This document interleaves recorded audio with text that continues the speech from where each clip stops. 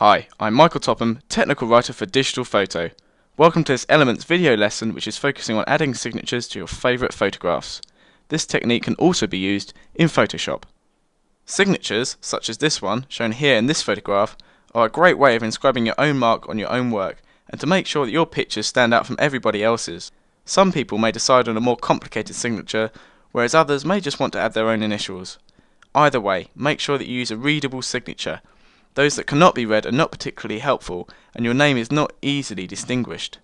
Take time writing your signature, and make sure you get a perfect version for those fantastic photographs.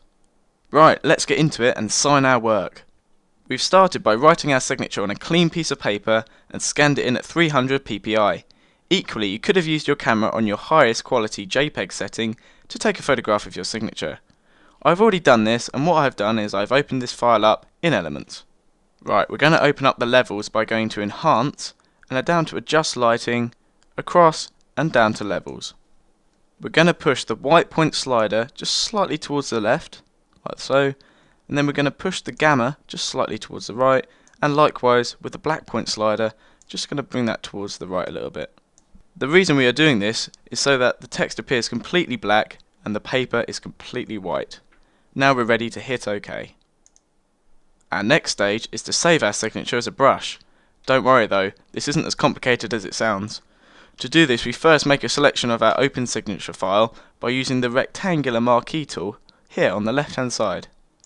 We're just going to draw this around the signature, like so, until we get to see the marching ants. Next, we go to Edit, and all the way down to Define Brush from the selection. Here we get a chance to name the brush, so for this example I'm going to call it My Signature. Hit OK. Right, that's your signature saved as a brush. Wasn't that simple?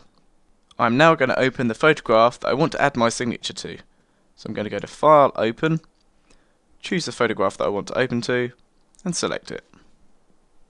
I'm going to make a new layer, and to do this I'm going to go to Layer, to New, and across to Layer.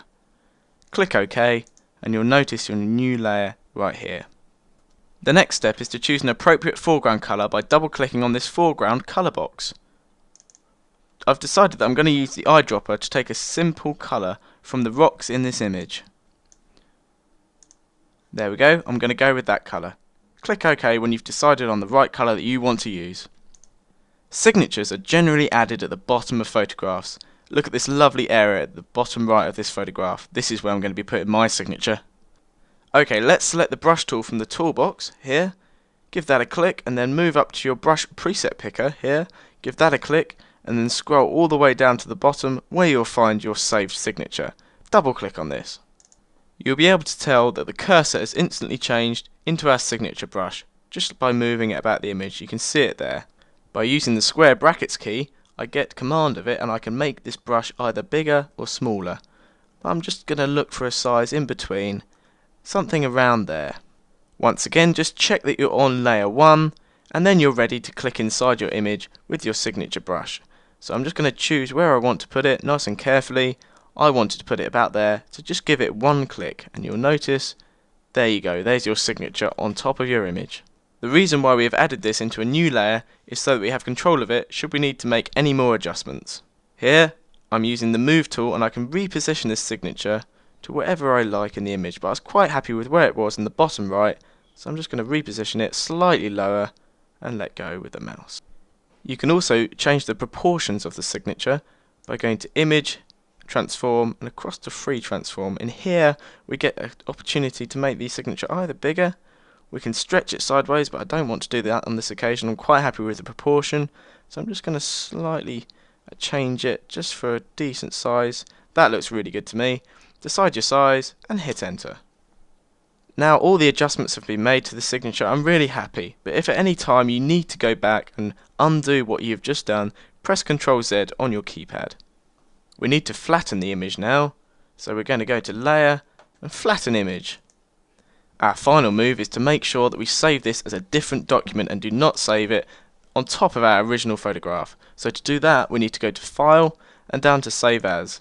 Now on this occasion I'm going to call it Colin's Signature. Hit Save. And that's it, we're all done. This is a personal technique that's great fun, and I suggest you give it a go on your own masterpieces. Thanks for watching, and I hope to see you again soon on another video lesson.